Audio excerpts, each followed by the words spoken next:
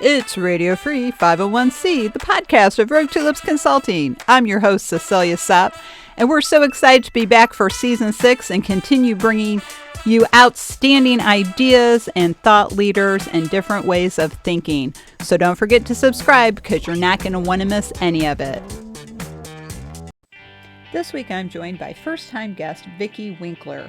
She knows so much about marketing, she has 2 companies. She's going to talk with us today about why marketing and fundraising should be BFFs. It's July 8th, 2024. Welcome to episode 245. Hey everybody, it's Monday, July 8th, and that means it's time for another episode of Radio Free 501c, brought to you by Rogue Tulips Consulting. We took last week off, but now we're back in the heat of July. So welcome everyone, and to our global audience, good morning, good afternoon, or good evening, wherever you may be, and thanks for joining us. This week, we have another first-time guest, which I'm always excited to have a new guest on the show to amplify people's voices that we may not hear from as often. Today's topic, this week's topic, is why fundraising and marketing should be BFFs. And my guest is Vicky Winkler, and she's going to share some information about that topic. But before we start that conversation, Vicky, welcome. It's so great to have you on the podcast. We just connected recently, so I'm glad to have you here. So would you like to say hello to the audience and tell us a little about yourself? Awesome. Well, thank you. Yeah, I'm super excited to be here. So my name is Vicky Winkler, and I actually have 2 marketing companies. I have the Marketing Shop, and then I have Stillwater Branding and Design. And between the 2 of them, we do branding, graphic design, printing work, amongst a bunch of other things. I've been in the field for 35 years. I teach marketing classes, and I own the 2 marketing business. So I kind of say I live, breathe marketing, and I'm super excited to be here. So thank you. Oh, you're welcome. And, and one of the reasons that you and I connected is you do work a lot with nonprofits, right? Exactly. Yep. So, in helping nonprofits with their message, branding, marketing. And so this is great. And I just love this topic of marketing and fundraising being BFFs, because I think a lot of times people don't connect the 2. So, before I throw it back over to you, Vicky, I just want to say for the audience, in case you don't know what BFF means, because believe it or not, my husband did not. It means best friends forever. So this is not a family show, but we try to skip the profanity. So I won't tell you what he thought it meant. but Yeah. but anyway, so Vicky, why do you advise people that marketing and fundraising should be BFFs? Very good question. So, in my roots I was the marketing director at a large nonprofit 21 years ago, and so that was really where I learned kind of the kind of my base roots of why the 2 need to be hand in hand.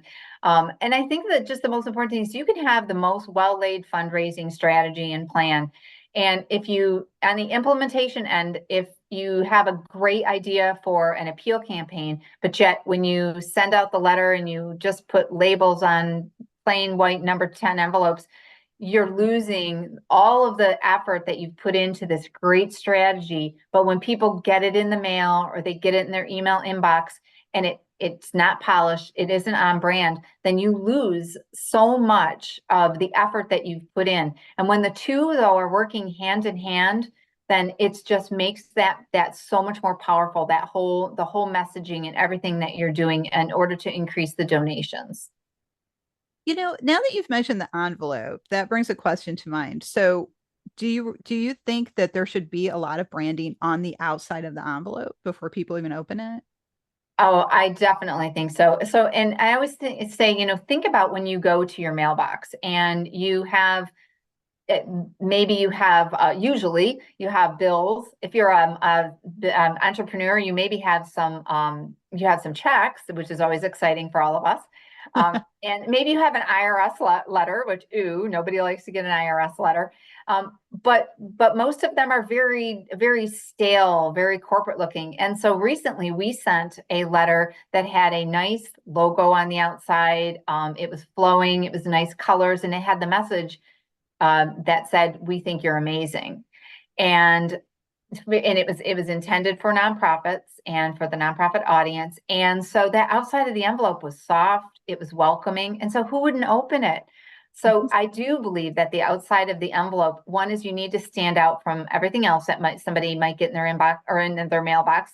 And that would include usually bills, and make it so that people are like, wow, gosh, what's in here? Of course I want to open it. And that's it. You got to get them to open it. And so, and then the inside, again, this is the whole marketing message, have it be consistent, have it flow with what was the outside flows into what's on the inside. Having a story, having a message, having that all be consistent and just appealing to, your target audience. That really makes a lot of sense to me because I'm a curious sort, as I often mention. And if an envelope makes me curious, I will open it Mhm. because I just want to say, well, what's inside here? What's going on? One of the things in fundraising that is a consistent practice that I continue to see are really long letters, like 6 to 8 pages. Does that really impact how often people will donate? Like, does that really increase donations having a long letter? Oh no, a longer letter definitely does not help. And if you think about people today, instant gratification, they're busy, they're reading things quickly on their phone, they're going through scrolls. And so when you have anything that gets sent out to your target audience, any kind of marketing message, unless it's an academic document of some kind, you need to be short and pithy.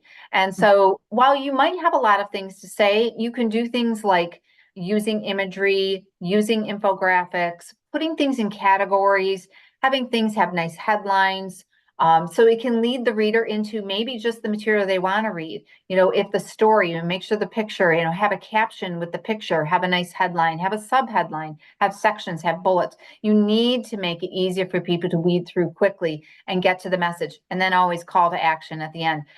So even for appeal letters that we write, I usually suggest one side, one letter. Sometimes you can go to a second side if you've got like a really good story that's very intriguing, almost like a novel that people are going to really want to read. Flip it over to that second side to continue reading the story. But it's for the most part, people aren't going to read a lot, so you really need to get to your point quickly. So glad you said that because when I get these long marketing letters, for fundraising purposes, I'm looking at it and I'm like, why is this so long? I'm just not interested in it. It's not bolded. There's like nothing's attracting my eye. Like even when I write an email, I will bold like the part of each paragraph that I Yeah. really want you to read. So you can just skim it, read the bold parts, you get the gist of it. Another question I want to ask you as a marketing expert. I'm on a lot of lists. I do try to share what I have with others, especially in the holiday season, is when I usually make my donations. I'm on a lot of mailing lists. So I get a lot of things in the mail that have little notepads, notebooks. And why do people keep sending address labels? Please stop. We don't mail things anymore. I get those. I get little tiny dream catchers and pens, and my reaction is always, why don't you spend this money on your cause instead of putting this in an envelope and mailing it to me, who then has to manage this thing you just sent me? So, Yeah. what is your view on that? Yeah. Yeah, my perspective on that is that a nice, warm, wonderfully written story of the impact the organization has made that was what an appeal letter should be, or a letter, was typically the letter you're talking about. And I feel like the only people that should be getting a gift of some kind should be your top donors. And those, it maybe makes sense, but it's not going to be a small little notepad. It's not going to be a little pen. It's going to be something a little nicer. It's going to be to just that select audience of top donors. But your exact point is, and it's always interesting when marketing with nonprofits, that difference, that balance between you don't want to come across as being cheap and have things look unprofessional, but at the same time, you don't want things to be too glitzy. You don't want to have the foil, the die cut, the silk laminate. So it needs to be a balance. And it's sometimes a tough thing and you have to gauge your audience and who your donors are, but make sure that that piece is professional and polished and on brand and soft and warm and nicely written. And I'm always advocate of having a professional writer, but at the same time, don't, again, the exactly to your point is including something they're thinking, and people will think, well, why did you spend the money on this? I'm just throwing these address labels out, or this cheap little notepad that was, it's so cheap that you can write on it. The paper's so thin. And so it's Yeah. like, why even bother with that? I don't feel that that type of thing is going to increase donations. Well, and I am so, again, glad you said that because that's been my opinion, but I am also told, well, you're not a professional marketing person, Cecilia, so maybe you don't know what you're, I kind of like, well, I am from Missouri. It's kind of common sense to me, right? Like, don't spend money on stuff. But then I'm the kind of person, I get that in the mail. I feel a responsibility to do something with it. It's like, I don't just throw it away. What can I do with it? So those little notepads become scrap paper or grocery list pads. I bundle up stickers and some of the little notebook things I get and put them in one of the little libraries in my neighborhood for the kids. They can have them. You Mhm. get bookmarks. It's like, I really prefer, to your point, if I give a certain level, like I get a nice invitation letter, oh, we're inviting you to, support our cause. Here's what we do. I prefer getting something later in the mail, depending on like what level I give. Like some places will give you an umbrella, some place, which is practical and useful. You can get another tote bag, or you can get a coffee mug. Well, I love coffee. I drink it almost every day. And so I support, for example, the Cornell Lab of Ornithology. And so I get a great magazine from them a couple times a year. I get a lot of digital information from them, but I also get to pick what if I would like to have a nice coffee cup. So I have several Cornell Lab coffee cups and they're beautiful and support my hobby, I should say, of bird watching. So, to me, that's the kind of thing I think you should do. Now, I know not every nonprofit can afford that. So, Mhm. do you have any suggestions of things like that a nonprofit that, is looking for donations could do if they can't afford to do that sort of thing? Yes. So one of the greatest ideas that I have come across in some of the nonprofits that we work with is creating donor societies. Mhm. And it can be as simple as if you give such and such an amount, and a lot of times this works great when you're going to when people are going to an event. We did a campaign recently where depending on what your level of giving is, and it's based on like a level of giving, your consistency of giving, if you give 3 years in a row. So it's not just based on dollar amount, but it's like the perseverance. You become part of the perseverance club, and these are people who give, and we would send them a small little button, and that's all it was. It wasn't even an expensive button. It said, I'm a member of the perseverance club. And it was cute, it was attractive, and they could wear it to an event, or they could put it on their visor. But it was like this little something that was like, I'm part of the club and I'm proud to be and honored to be supporting this nonprofit. And it's a thought starter. Somebody comes, you give somebody a ride in your car, and you've got the little button up there, and like, oh my gosh, what's that little button? You create that conversation, and all of a sudden that becomes your secondary donor from that first donor. So and we send out materials occasionally to hello Perseverance Club member. We're so glad that you're part. And here's an annual report that shows all the impact of the things that the organization has done. And that kind of leads me, one of the things that you and I were talking about is the use of annual reports.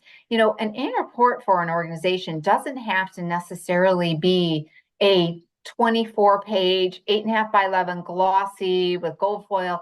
It can be a small 5.5 by 8.5. Maybe it's only 8 pages long. It's printed on a nice paper. It's got beautiful pictures of people that have been impacted, or whatever your organization, that people can see that. And again, it can go in a normal, a normal A9 envelope, and people get this and it's like, wow, I can see the impact of what I've done. So it's really just cultivating those donors, and it doesn't necessarily need to be the big gift. Right.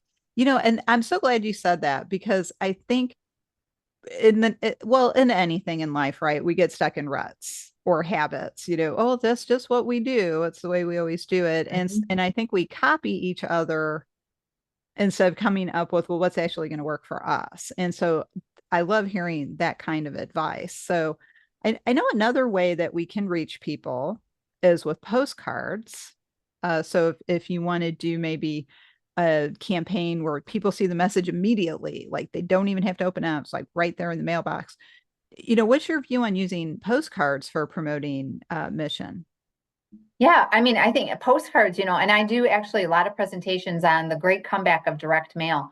Because again, if you envision yourself going to your mailbox, and what do you usually get? It's usually bills. Sometimes it's a lovely check.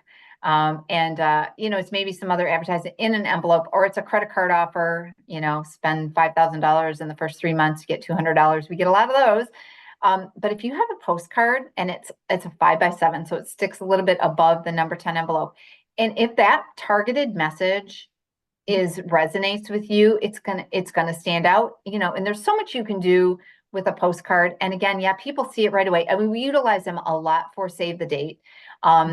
I think that nonprofits have a lot, and this is actually nonprofit and for profit. Think, well, we'll just we'll slather it all over social media. People are going to know our event is coming up. And, big thing is virtual events too. And so they think, well, it's just we'll send some emails. We'll put it in our constant contact, and then we'll put it all over social media. But getting a card in the mail, it makes people feel special. It's tangible.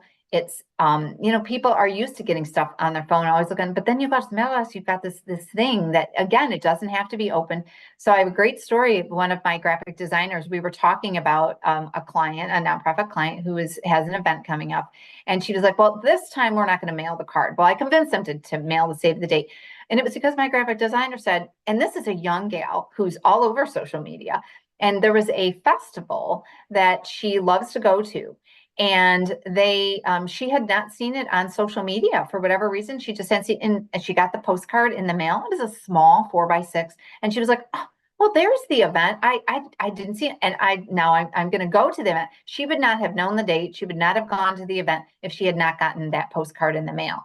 And so there is huge power in doing that, because again, people are inundated with what they have in their inboxes and what they're scrolling through on social media. So direct mail is definitely a way to make impact. Granted, we know that it's an investment, but it can really pay off to do something like that.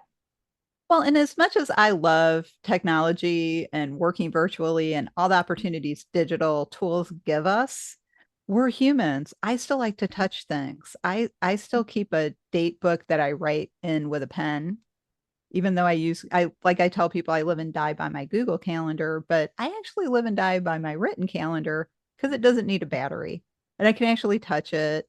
It's not intangible. And I'm the same way about postcards. Like if I get a postcard in the mail about save the date or this event's coming up or here's your confirmation, I'm like, ooh, I have this thing, and I can stick it in my journal or put it up on the bulletin board. So I agree with that. And when you look at just the massive amount of emails that we all get, I had to subscribe to Maelstrom a couple of years ago because I get added to like all these different email lists and newsletters. Anytime you buy something, you get added to an email list, and you end up with thousands of messages that you just don't have time to deal with, and people say, well, why don't you use the filters?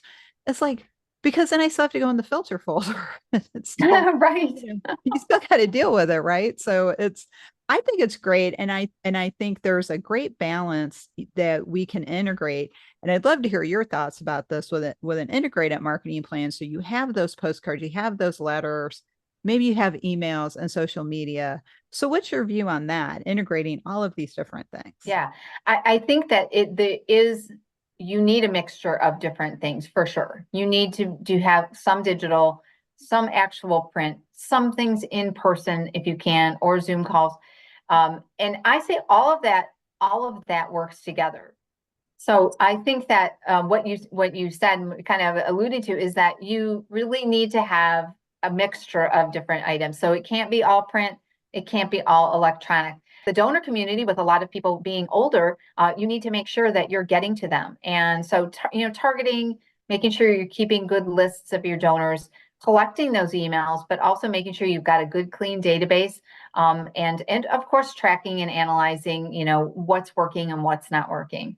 And in which you're mailing things to is to always include a donation remit envelope, because there's still people sending checks in the mail.